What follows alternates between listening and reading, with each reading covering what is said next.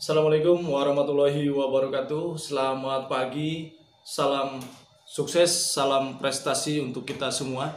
Dimanapun Anda berada, siswa-siswi SMK kelas 11. Saat ini kita akan lanjutkan materi kita tentang ancaman terhadap NKRI. Pada saat ini kita akan lanjutkan tentang bagaimana strategi kita untuk menghadapi ancaman baik itu dalam segi militer maupun non-militer. Untuk ancaman yang kemarin sudah kita jelaskan bersama, yang pertama, untuk mengantisipasi ancaman di bidang politik, yang pertama adalah ideologi dan politik, maksud saya. Yang pertama adalah dengan mengembangkan demokrasi politik, di mana politik ini harus menggambarkan dan harus menjadi representatif daripada masyarakat Indonesia atau keinginan masyarakat Indonesia, bahwa pesta demokrasi di Indonesia yang sering kali kita laksanakan ini seolah-olah para pejabat kita, para politisi kita hanya membutuhkan rakyat ketika akan melakukan kontestasi, sementara ketika sudah duduk menjadi para politisi yang terpilih oleh rakyat ini seolah-olah tidak menggaungkan kepentingan rakyat atau pemilihnya atau konstituennya. Yang kedua adalah mengaktifkan masyarakat sipil dalam arena politik atau meningkatkan peran masyarakat dalam politik. Ya. Jadi partisipasi masyarakat ini sangat dibutuhkan sekali dalam politik supaya nanti ada rasa memiliki untuk masyarakat ini bahwa mereka adalah bagian daripada negara ini, bagian daripada bangsa ini yang memiliki kewajiban sama-sama untuk membangun bangsa ini baik dalam segi politik maupun dalam segi yang lainnya. Yang ketiga adalah memperkuat kepercayaan masyarakat terhadap politik yang ada. Karena tidak kita pungkiri bahwa hari ini kepercayaan masyarakat terhadap pemerintah ini sangat rendah sekali. Nah, hal ini yang harus dibangun baik oleh pemerintah pusat maupun oleh pemerintah daerah dan juga partai politik. Bagaimana caranya untuk kembali meningkatkan kepercayaan masyarakat terhadap pemerintah. Karena jika pemerintah ini dijalankan tanpa kepercayaan daripada masyarakat, maka pemerintahan tidak akan bisa berjalan dengan baik. Gitu kan ya. Kemudian juga ada memperkuat supremasi hukum. Bagaimana hukum ini bisa dijadikan panglima dalam kehidupan berbangsa dan bernegara.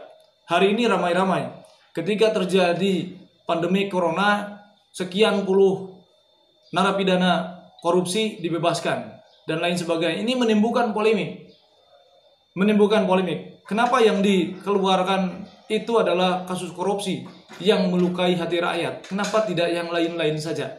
Nah, ini juga akan menambah luka bagi masyarakat tentunya. Karena nanti masyarakat akan berpikir bahwa hukum ini adalah hukum yang pilih kelas. Ketika mereka sesama politisi, mereka akan belas kasihan dan lain sebagainya. Beda hanya dengan kepada masyarakat kecil. Kemudian juga yang selanjutnya adalah memperkuat posisi Indonesia dalam kancah politik internasional. Bagaimana Indonesia bisa memiliki eksistensi yang kuat di kancah internasional sehingga tidak banyak negara-negara yang berani untuk melakukan intervensi terhadap kepentingan nasional Indonesia. Itu di bidang ideologi dan politik. Selanjutnya yang kedua adalah ancaman di bidang ekonomi. Nah, bagaimana sekarang bidang ekonomi kita kuatkan? Gitu kan. Yang pertama adalah bagaimana sistem ekonomi itu dikembangkan dengan memperkuat produksi domestik, ya, sehingga produksi domestik ini mampu dipasarkan dengan baik. Nah, kalau kita memperkuat ekonomi dengan sektor produksi domestik, maka UMKM yang ada di Indonesia ini akan berkembang dan akan meningkatkan taraf hidup bangsa Indonesia ini. Apabila taraf hidupnya meningkat, kesejahteraannya meningkat, maka pemerintahannya pun akan berjalan dengan baik. Kepercayaan masyarakat pun akan berjalan dengan baik. Gitu ya. Kemudian yang kedua, selanjutnya ini adalah pertanian yang harus dijadikan sebagai sektor pengembangan ekonomi yang utama. Karena sektor pertanian ini harus dijadikan sebagai landasan perekonomian kita, seperti yang kita ketahui bahwa Indonesia ini adalah merupakan salah satu negara agraris. Akan tetapi saat ini justru terbalik. Indonesia melakukan impor pangan besar-besaran. Ada apa dengan sistem perekonomian Indonesia? Apakah Indonesia ini membangun tanpa rencana dan lain sebagainya? Bukankah dulu kita pernah diajarkan, bukan saya mengagungkan Orde Baru, akan tetapi kita harus mengambil sesuatu yang baik daripada Orde Baru. Repelita, sistem pembangunan repelita di Indonesia dulu pernah sukses dengan swasembada pangan. Akan tetapi sekarang kita malah impor pangan, luar biasa. Ini ya. Dan selanjutnya selain pertanian juga ada perekonomian berorientasi pada kesejahteraan rakyat. Jadi yang dimaksud dengan perekonomian yang harus berorientasi pada kesejahteraan rakyat adalah ekonomi yang mengangkat baik itu ekonomi makro maupun ekonomi mikro, UMKM yang tadi saya sebutkan. Bagaimana kita melakukan pembinaan, bagaimana selesai kita melakukan pembinaan, bagaimana kita melakukan pelatihan pemasaran, penyaluran produk-produk kita supaya terserap oleh masyarakat sehingga perekonomian kita berbasis kerakyatan. Dan juga kita tidak tergantung kepada badan-badan multi internasional seperti IMF atau juga WTO. Jadi coba kita kembangkan perekonomian kita supaya mandiri. Kita produk sendiri, kita gunakan sendiri. Indonesia adalah pangsa pasar yang besar. Jangan sampai Indonesia pangsa pasar yang besar malah digunakan oleh negara-negara lain menjadi tujuan ekspor untuk mereka. Gitu ya. Kemudian juga yang ketiga adalah strategi dalam menghadapi ancaman di bidang sosial budaya. Globalisasi tidak mungkin kita tolak. Globalisasi tidak mungkin kita hindari. Tapi bagaimana caranya kita mampu untuk menyaring hal-hal yang baik dan menyaring hal-hal yang negatif terkait dengan sosial budaya. Nah ini, bagaimana caranya? Perombakan kurikulum yang terjadi hari ini, khususnya di bidang pendidikan, ini seolah-olah akan membuat manusia-manusia Indonesia ini adalah manusia industri yang tanpa norma, tanpa nilai. Ya.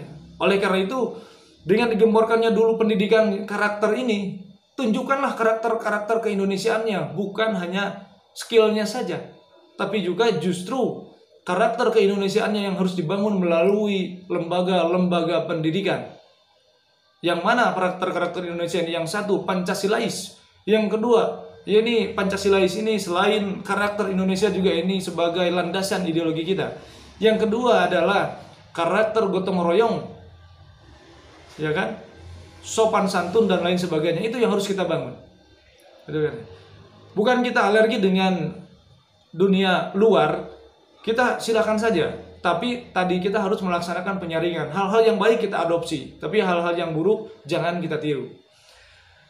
Yang keempat adalah strategi mengatasi ancaman di bidang pertahanan dan keamanan. Ada beberapa cara untuk mengatasi ancaman di bidang pertahanan. Yang pertama adalah dengan menguatkan militer kita, baik secara personil, kualitas personil dan jumlah personil militer kita. Yang selanjutnya juga adalah dengan meningkatkan alutsista kita. Teknologi dan alutsista ini tidak bisa dilepaskan saat ini. Sekalipun Indonesia memiliki kemampuan militer yang baik secara personal, akan tetapi di Indonesia ini masih kurang, yaitu kurang menunjangnya alutsista kita dibandingkan dengan luas wilayah yang ada, terutama udara dan laut. Nah, yang selanjutnya adalah meningkatkan kesadaran untuk bela negara, melibatkan semua warga negara untuk melaksanakan bela negara. Gitu. Karena ini sudah amanat daripada undang-undang bahwa setiap warga negara berhak dan wajib ikut serta dalam melaksanakan bela negara. Kemudian juga usaha pertahanan dan keamanan negara dilaksanakan melalui sistem pertahanan dan keamanan rakyat atau Sishanta. Mana salah satunya? Ronda malam sekarang sudah mulai jarang di kampung-kampung, ya kan? Di perkampungan-perkampungan ronda malam ini hampir tidak ada. Nah ini, selain Sishanta ini, salah satu contohnya adalah Siskamling, ronda malam. Selain untuk menjaga ketertiban, juga di sini adalah jaring silaturahmi dan komunikasi antar warga masyarakat. Yang tadinya siangnya kerja, malamnya bisa ngobrol bareng di pos ronda. Itu luar biasa, dan sekarang ini mulai tidak ada. Kemudian juga tentara Indonesia ini tadi harus ditingkatkan baik kuantitas maupun kualitasnya. Tentara Indonesia dan Kepolisian Negara Indonesia ini harus dijalankan tugas dan tanggung jawabnya masing-masing supaya ini tidak tumpang tindih. Saya yakin apabila TNI Polri ini bisa bekerja sama dengan baik, saling bahu-membahu membentuk sistem keamanan yang luar biasa, ini saya yakin Indonesia ini akan aman dan tentram. Apalagi ditambah dengan tadi sistem keamanan rakyat. Apabila semua lini menjaga keamanan dengan baik, maka ketertiban itu bukan keniscayaan untuk Indonesia. Mungkin itu saja yang bisa saya sampaikan. Nanti di pertemuan selanjutnya akan saya jelaskan hal-hal yang lain. Mudah-mudahan ini bermanfaat. Kurang dan lebihnya mohon maaf. Assalamualaikum warahmatullahi wabarakatuh.